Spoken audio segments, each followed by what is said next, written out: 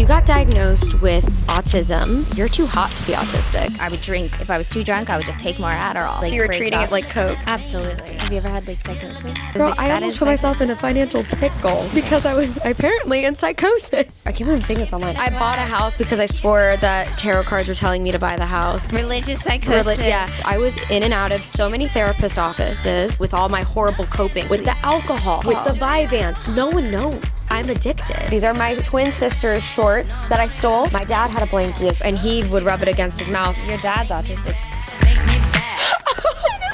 I can't have you be the mother to our kids having a blankie. Boys will be boys. What about ladies will be ladies? Like this. Who am I without the mask? I thought I was like the next biggest pop star. The internet isn't real.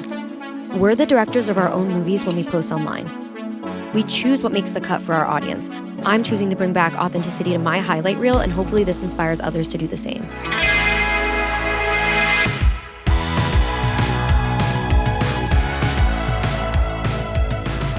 Hey guys, welcome to another episode of Get Real. We have Demi. Thanks for having me. I'm so happy you're here. Thanks for coming. Oh, I'm so happy I'm here too. This You has look been already beautiful on my set, by the way. Thank you. I feel like I belong here. I've literally made myself at home. It's amazing. I've got a drink that I won't name because they're not paying us, but it's my favorite one. Dr. Surrounded P. by pink. If you aren't familiar with Demi, Demi has quite the journey publicly. I got introduced to Demi when I watched her on The Bachelor, and then suddenly she came out as queer and had a girlfriend crash Bachelor in Paradise. That's where I got sucked in, okay? Obviously, I followed her back then. That was like 2019, 2020. But then all of a sudden, you start posting content about autism and neurodivergence and ADHD, and I'm like, oh, I'm sucked in. I'm like, again, a second wave of reinvested. And I've been wanting to have you come on this series since it started because I'm neurodivergent and I'm a consumer of your content. You have helped me navigate so many complicated things in my life. There's a big crossover with the way we live our lives and what we struggle with and what we enjoy and how we think and live our lives. Totally. And I just want to get into it. I guess humanize the experience of being a female who's autistic, being queer and autistic. But there is a lot I don't know about me because I'm kind of new in the discovery of this realm. And I've learned a lot from your content. There's a lot of videos that surface the internet that are like, if you have this, you have this. And if you have these symptoms, you could have this. And there's also a lot of like self-diagnosing and all that stuff. Okay, I'm just gonna cut to the chase. I feel like I'm dancing around the elephant in the room. You know, there's a spectrum. I'm not going to go labeling myself because I don't want to upset anyone. By the way, everyone, this is the first stage of autism acceptance. I'm not even kidding you. I went through this. We all go through this where we at first are like, we don't want to offend anyone. We don't want to take away. We're so scared of saying it because we're coming from like the best place of like, we don't want to upset anyone. Just know that you're not taking away from anyone. You're not upsetting anyone or offending anyone. And if you are, those people don't get it. They're not autistic. Because you're not upsetting any autistic people. I promise you, we are all like, come join us, please. It's hard to hang out with neurotypical people without assuming that they're already judging you. Absolutely. Part of the autistic experience a lot of the time is a loneliness. We either going to have shitty friends because we're going to just take whatever friends we can get, or we're going to have no friends because we're trying to protect ourselves. You just described my life. That's like been my struggle with friendships my whole life. I have shitty friends that don't fully get me, and it's at a surface level, but at least I have people to hang out with. Exactly. Or have no one at all because I'm just exhausted and I feel like no one understands me. Yeah, like the great thing that's happened for me since being autistic, or since knowing that I'm autistic, is that I know that about myself. What were we just talking about? I'm sorry, I lost my train of thought. We're also, wait, aren't you ADHD too? Yes. Yeah, yes. we're ADHD. We're ADHD. It's deadly combination. It's a comorbidity. Yeah. A lot of the time they're sandwiched together. If you have one, you could most likely have the other. And then you're usually queer too. Yeah, Seriously. and queer. Dead ass. We're a certain type of person. Yeah. But there's a lot of us out there. We're getting closer. We're getting real. This series is called Get Real. It's the opposite of the highlight reel. It's the realness. I feel like this series is pushing me to get out of my comfort zone, and the reason I started this series was to get closer to the people that actually cared and just connection. I wanted to connect. A big reason I haven't talked about the specific topic on the internet is because of hate. And it's like, I'm scared. Like, I don't want to upset anyone. And actually, we were just talking about going to events and how I was like, hey, I know what that's like socially, to like go alone and be overwhelmed. Or guys, in the past, I have paid for an assistant to go with me to an event just so I'm not like alone going through that. Obviously, I need someone to get content for me, but yeah, I mean, I've done it too, where I've paid someone to go with me because I didn't want to go by myself, but wanted to go. But it's so great to know that we could go with each other. Because we got each other. We know what we need to do. We know the content, and we're used to this. Like and we can mask together. Yes, exactly. We can literally have so much fun with it. Actually, we could probably come up with new masks. New little fun roles. Hell yeah. I want to be a bitch in one of them. If I'm dressed a certain way, like if I'm dressed like a cunt, I act like a cunt. And Gabby's like Niki. Like, I swear, you gotta like, and like my girlfriend too, she says when I have a full beat down and I fight with her, I'm different than when I have no makeup on and a bonnet on and I'm fighting with her. No, I get it. I totally get it. I get it because I don't know what it is, but whenever I look amazing, and then when I start looking at myself in the mirror and I'm talking to you, that's when you're cooked. That's when you're cooked. Because I'm looking at me, I'm like, oh yeah, you are that bitch. You are that bitch. But if I look like shit, I'm like, what does my ugly ass know? I'm not crazy. Okay, so can we talk about masking? We've been saying that word a lot. Let's just assume there's like hot girlies watching right now that are like, wait, like, could I be autistic? Like, there's definitely going to be those girlies watching having epiphanies because, you attract who you are. And I'm sure I've naturally, without realizing, attracted my neurodivergent audience. Oh, absolutely. So there's definitely the girlies that are questioning right now. It is a fact that women get diagnosed with autism later in their 20s because they are masking without realizing. As a female, you naturally adapt to your surroundings. And by doing that, it's exhausting, but you don't know you're doing it. Then all of a sudden you start connecting the dots. And then once you realize you're masking, then you have to ask yourself, who am I without the mask? Oh my gosh. Which that's the last 2 years for me have been, who am I without the mask? It's a big reason I moved out here so I could like experiment with my fashion and all that because in my small hometown couldn't do that. When you started to ask yourself if you were autistic, how you got diagnosed. So the diagnostic process is a bitch. It's expensive if you like go through insurance or not. I mean, the insurance, almost no one takes insurance. And if they do or don't, it's still going to be like a really long wait list. So that's why in the autistic community, self-diagnosis is really valid because it's so expensive. Do you change your clothes a lot? Yeah. I changed into this 5 minutes before I left. And I'm going to change out of it the second I get home. Yeah, because the feeling of the fabric. Everything is, I mean, it's not the worst, but it's pretty awful. No, it's horrible. Like sitting in a uniform at school all day, the first thing I did when I'd get home, rip that shit off, hop in the shower, change my underwear 5 times a day. Sure. When I was little, like, I used to have temper tantrums over the way tags fell on my, my mom had to cut off the tag perfectly. Yeah. Oh, yeah, and that's the thing, perfectly. It's not just cut off the tag. Perfectly. It's cut it off perfectly. And I was like a little kid. I didn't know I was so angry and sad that it wasn't cut off right, and I would have a fit, and my poor mom. If only, like, she knew that you were sensitive. She had no idea. I'm telling you, like, neurodivergence was not even talked about. I was in and out of so many therapist offices, and one of the things they would do, I'm not even kidding, they would sit me in a chair, because I have 𝑪𝑯𝑗𝑐𝑗𝑐. The sounds make me so upset. They sat me in a chair, connected me to all these wires, and it was all these wires were attached to a TV that had a cartoon. And if your heart rate went up and you got angry or tense, the cartoon would freeze. And if you wanted the cartoon to keep playing, you had to calm down. She sat across from me and was chewing gum like this. You are kidding me. No. What? And they still didn't diagnose that. Like, it just wasn't a thing in the early 2000s. No. What was their solution, though? Like, I think they were trying to, like, gather. That literally sounds like abuse. I mean, it is. I think it was a little, like. That is abuse. But they didn't realize it. I know. Not unintentional. Thank you to Live It Up for sponsoring this video. Okay, the holidays are magical, but they're also super exhausting. So between the travel, the sweet treats, and the chaotic schedule during the holidays, I would find myself falling out of my routine and just overall feeling unhealthy. And that's why I've been starting my mornings with the Live It Up Super Greens. This is one of the simplest ways to stay grounded during the holidays. So making this drink is an easy ritual I can continue to do during the most hectic time of the year. It makes me feel a bit more balanced. The greens powder actually tastes good, no grassy aftertaste. Also, no chalky texture, it just fits into real life. So each cup contains 3 cups of actual vegetables. It supports my digestion and energy without caffeine or sugar, and it also contains probiotics and digestive enzymes, designed by dietitians and made with ingredients I trust. All natural, no synthetic minerals or vitamins. I do have a special discount code for you guys. Use my code Niki15 to get up to to 50% off and get a free shaker bottle if you subscribe. Remember, you don't have to be perfect during the holidays, just consistent. Once again, use my code Niki15 to get up to 50% off and get a free shaker bottle if you subscribe. The temper that comes out of nowhere is something I'm like really working on. I totally have the temper. I hate it. Speaking of the temper, we both were on reality TV shows. Were there ever scenes where it shows like a Demi crash out or an overstimulated? But I was heavily drunk. I never actually ended up needing it, like, come to find out. But it did help me so much. I would have been so nervous for so many things in my life had I not had alcohol to help me, which I don't want to like say that to promote alcohol or anything like that or anyone drinking, because it is, you'll get into a bad habit and you will die. I have friends that have died. So I actually had a similar experience, but with ADHD medication. I felt like my autism kind of went away when I had it.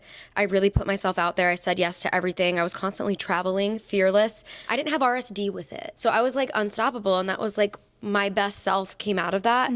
And then I started taking that medication before going and performing shows. And I was, taking it too much. And then So you were taking it more than you were supposed to. yes. And I'm also bipolar, so it was throwing me into mania. And my I can't believe I'm saying this online. Okay. It was throwing me into mania, and it put my neurodivergence away in my brain. So I became very reliant on this medicine. But then all of a sudden, when I did get off of it, I realized all the decisions I made on it weren't decisions I would actually have made. Yeah. a little scary, I can relate with that with alcohol. That's so interesting though. I wonder, was it Adderall? 𝑮𝑬𝑚. I take �ဗ but But if you're not bipolar and you're taking the appropriate amount, you are most likely 99.9% fine. Yeah, I was bad when I took Adderall. When I took Adderall, I would drink, and then if I was too drunk, I would just take more Adderall because it would sober me up. So you were treating it like Coke.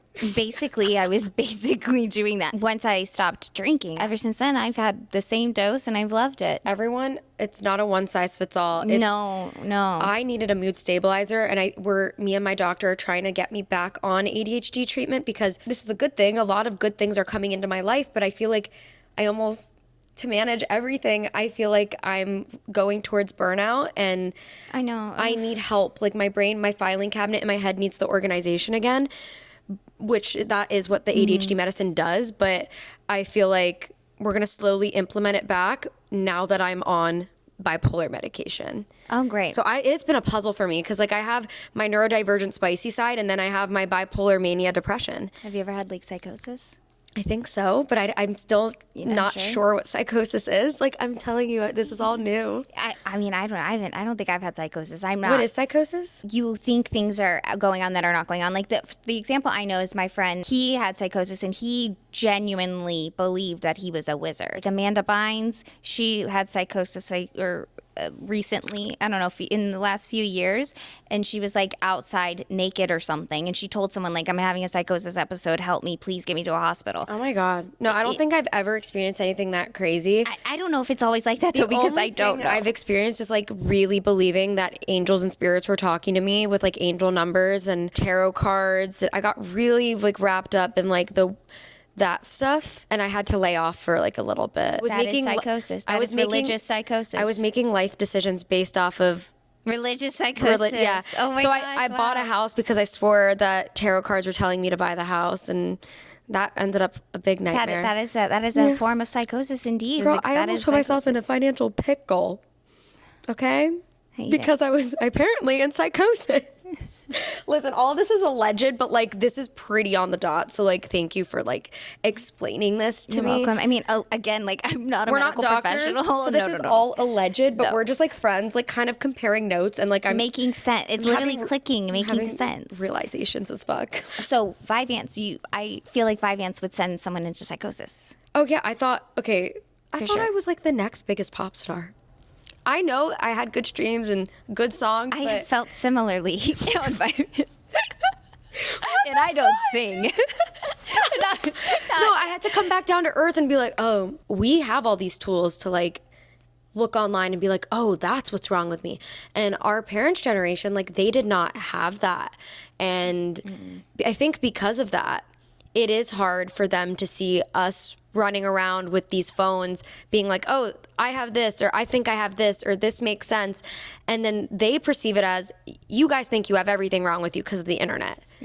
So like, what is your take on that? Their parents also, like the boomers and them, like they were so focused on having, like, in competition for the perfect child. Like, there's nothing wrong with my kid is great.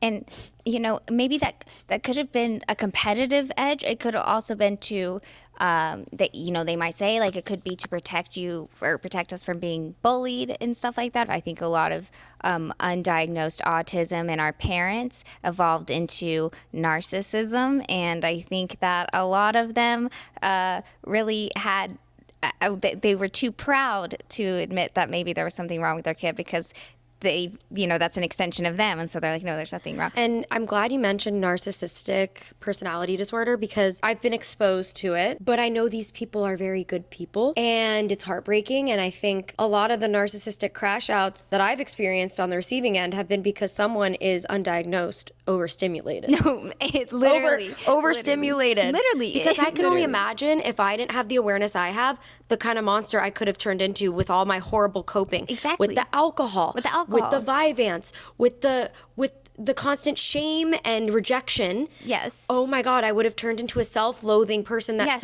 that loathed other people. And if you never once thought that it could be because you're overstimulated. Another trait of autism that we haven't discussed that I'm actually really excited to talk about is stimming. Let me grab mine real quick, 1 second. Now, also, before I like whip this out, I haven't been properly diagnosed, okay? I have a hunch. I do. I've had a hunch for a decade, okay? But I think like I never let myself explore into that, because I was like, Niki, like you're the OCD, you're bipolar, you're BPD, you're like, I'm tired. I'm exhausted of the labels. I'm exhausted. My fans, my audience is exhausted. So I just didn't let myself go there. My stimming is behind me. Okay, ready? These are my twin sisters' shorts that I stole. I stole one pair, and then I loved how it felt so much, I ordered a second one because I loved how it felt on my fingers so much. Let me see what you do. See how the strings are hanging? I play with the edges so badly, and it's when I'm working, when I'm watching a TV show, when I'm... Wait, when did the first short start? 2021. But then before that, I had a pillowcase that looked and felt just like this, but Gabby's assistant accidentally threw it out. So I had when a Gabby crisis. saw you take the shorts and start rubbing I wore them she home was after a not- night out. I was hungover, and she gave me a pair of shorts to borrow. I wear them home, and I'm like, oh, this is my new blankie. Funniest thing I've ever heard. My dad had a blankie as well, and he would rub it against his mouth, and I play with it on my fingers. So like I said, I'm a lot like I'm a daddy's girl. Yeah, that your dad's autistic for sure too. rubbing his blanket around his mouth all the time. Yeah, I've only seen that from autistic people. Do you think it's genetic? Yeah, I totally do. I do too. The blankie thing became an issue in one of my relationships, where I had a significant other say, you know, I can't have you be the mother to our kids having a blankie. I know. And that sent me, because I'm like, yeah, he's right. Like, I have to grow out of this. And I had a lot of shame around my blankie. I'm realizing I'm 30 years old and I'm addicted more than ever. I think the more stressful my life gets, the more I have to stim, the more I carry this with me. I used to only have this in a bedroom. Now I bring it on airplanes. I bring it in Ubers. No one knows. Like, I'm addicted to this. It's so much better than I thought it was going to be, because when you said like your blankie, I was thinking it was going to be a childhood blankie, but the fact that it's a pair of shorts and it's another pair of shorts because you bought another pair, so makes it so, like, I don't even know, it's more beautiful than if it were your childhood blanket. And it also, if you want to ruin my day, throw this away. You'll ruin my life if you throw this away, actually. So I went to Coachella a couple years ago, and I brought my girlfriend. And I stayed at a brand house, and I left the blankie there. We come back. I'm having a full meltdown. We are just in the talking stage. We're not even official at this point, okay? I have a meltdown, and then we get in touch with a girl from the brand, and it was so embarrassing. We told her about the blankie, what it looks like. She went back to the house. She found it. They Uber packaged it all the way back to where I lived out here, and it was a whole thing. And it was so embarrassing, because it was like I was so serious texting this reputable, like, big ass brand. I'm messaging a girl that like works there, and I'm like, I left my blankie. Before these shorts, I had a pillowcase, and my twin's assistant threw it out on accident thinking it was a rag, and my ex was dumpster diving for it because he knew how important that was to me. Have you ever gotten that comment saying, "You're too hot to be autistic"? Yes, I like to say that I'm autistic. Love. Us being hot in some ways only proves that we're autistic even more, because it proves a special interest, makeup a special interest, like being beautiful as a special interest. Me and Gabby love cosplaying and like transforming ourselves into celebrities. Oh, I love it. And every time we'd meet someone, we'd be like, "You look like this celebrity." Like we always would compare people to celebrities or like famous people they looked like. And I remember I had a friend when I was little be like, "My mom says you and Gabby always like have to find a celebrity somebody looks like." I'm like, interesting. And I always like felt shame about that, but I had a really weird fixation and like obsession and love for celebrities when I was growing up. Yeah. Me and Gabby got really bullied. We talked about this in our Get Real episode. We got really bullied in middle school when we were being our 100% authentic selves. We were being bullied for like loving Disney Channel and like wanting to be famous and like, Yeah. yeah. So then we had to transfer schools. But when we transferred schools, we took note of what made kids popular at our old school, and we made like a menu and did it. We're like, eyeliner, check. Abercrombie and Fitch, check. Straight hair, check. Yeah. But then we feel like we manifested this curated career. I mean, yeah, I feel like it's the same. Yeah, from like on The Bachelor, like the masking, and you know, you were asking me this. When does the mask come off and like the real you start or something like that? And I don't think it's ever going to be simple in black and white. And the mask isn't always bad. I think that if you like have a job where you have to mask every day, even if you know who you are and like you don't want to have to do that, but you have to in order to maintain a livelihood, it could also affect your mental health really negatively then. But for me, someone who stays home a lot and, you know, I don't have to leave that much. And when I do, like, my mask comes in handy. I relate. I'm a homebody. This morning, my partner and I woke up to our water being shut off. The whole building's water was off and the toilet wasn't flushing and like we had to go to the bathroom. So we literally had to get up and actually leave the apartment and go get our coffee and go to the bathroom there. And we don't leave the apartment. And I think that's like, we don't realize it'll be days on end that we haven't left because we're so in our element when we're home. Obviously, as someone who does have sensory problems, I really curate my apartment to be very calming and inviting and cozy. And every time friends come over, they're like, "Oh, it's so cozy, it's so cozy." And we always have candles lit. It's our sanctuary. It is. And Yeah. it's a safe place. We're protecting our peace. I don't know about you, but when I do leave the house, a lot of the time my peace is very disrupted. Somebody talks to me a way that I don't want to be talked to. That sends me to a weird place in my head. There's been so many times in my life where friends or loved ones will show concern thinking I'm depressed because I don't leave my room or the apartment. And it's like, that's how I exist. And I didn't know how to explain that, you know? Yeah, totally. If it's concern and you really want what's best for me, then you would hear me when I'm saying that staying home makes me happier. I move a lot.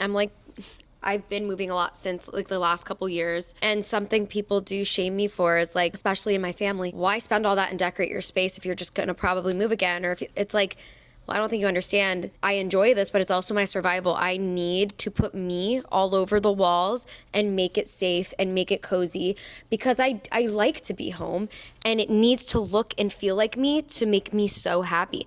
And a space that I live in has the potential to change whether I'm happy or depressed. Oh, 100%. Yeah. 100%. And a lot of, people think that it's childish and whatnot.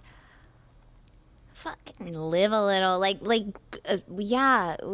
sure, it's childish, whatever, so what do you care if you're not living here? If it's not your house, what does it matter to you? I've been following you for a long time, and obviously you seem so much more you now than ever, and I do feel like I've seen the progression of your style and the color implemented into your life versus when you were on The Bachelor. So like, how would you explain that to someone who doesn't understand that?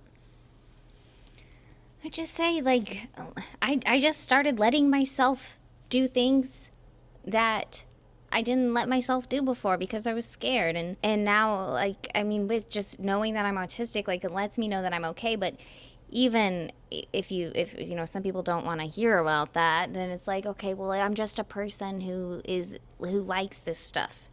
It's definitely like inspired me for sure, because I feel like obviously I grew up on the internet and I've had eyes on me since I was 18, 19, and I'm now 30. So I do feel like sometimes I was like, what am I doing for this audience, and what am I doing for me? Yeah. And I did feel like obviously I had to play into certain things to gain the acceptance. Absolutely. And like you're young.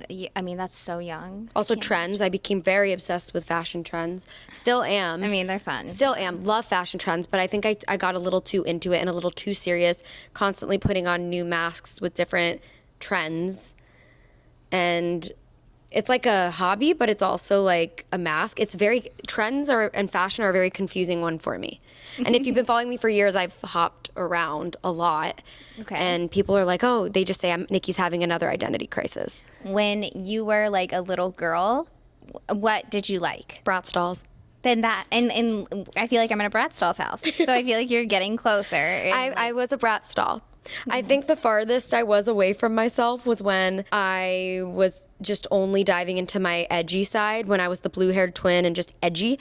Obviously love her, love blue-hair Niki. She's definitely a vibe. But that's not, I was only one-dimensional. I was committed to the bit for the Niki and Gabby channel, and that's when I felt so not me. Hence, probably why I was my most oppressed with the blue hair. But obviously that was my most iconic. But that, I think I felt so boxed in. I like my black hair because I feel like I can wear loud, colorful patterns because it doesn't clash. Yes, I love it. I love it. Thanks. It's great. Thank you. I feel like you're like Polly Pocket, and I feel like I'm a Bratz doll, and I think Gabby's Barbie. Yes. Yeah. Yes.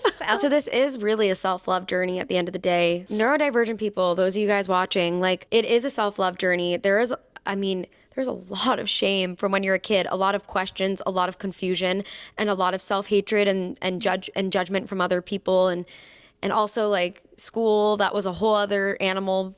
There's just a lot to unpack, and I feel like the more I've accepted this part of me, the more I've become unapologetic and confident and been loud with who I am, and I've been taking up space. Yeah. And I feel like at the end of the day, it really is a self-love journey. It is. And it's hard because, too, like as women, they taught us our whole lives to not take up space, to be smaller. So that's another reason why females get diagnosed late in life, because they're masking to shrink themselves and to fit ideals for men, for people, for society. Yes, for society. Exactly. If you think about it, they say like boys will be boys whenever boys are like roughhousing and stuff, but girls, be a lady. Be a lady. Be a lady.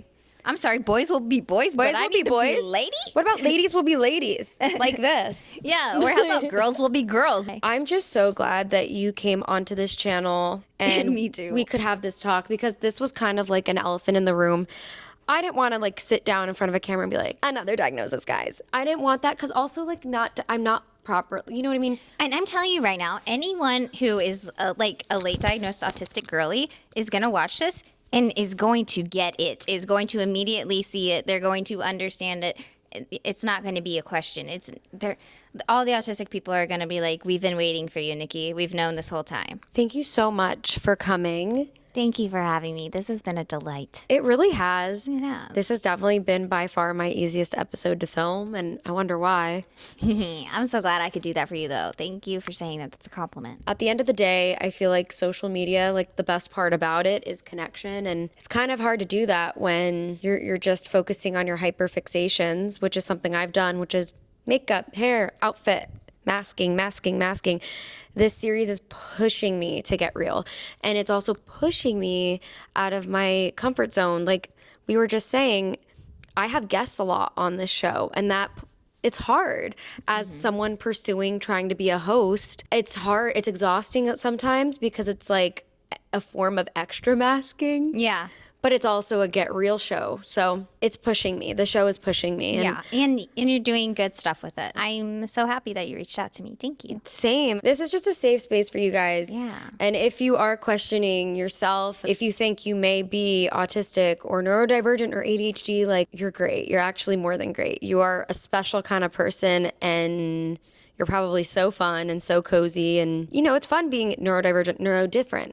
You're not like the other girls. You're different. Yes. Being And different's not bad. you know that you could be a safe space for people. And, you know, that's so special. It really is. That's so special in itself, because I mean, it's hard to feel safe these days, especially in this world and in these times, and with these people in this country. So it really just helps a lot when you have someone like who can make you feel safe. So be a person who makes other people feel safe. And that's on period. Well, thank you so much for coming. It's always hard to wrap these up when we get so deep. I'm always like, okay, and that's it. All right, we got to end this. I know, really. We could keep going all night. No, we really but- could. And like, I can't wait to like just talk about streaming and stuff. Like, Oh, I'm so excited for you to start doing that. I know. I can't wait. All right, guys. We'll see you guys in our next episode. Bye.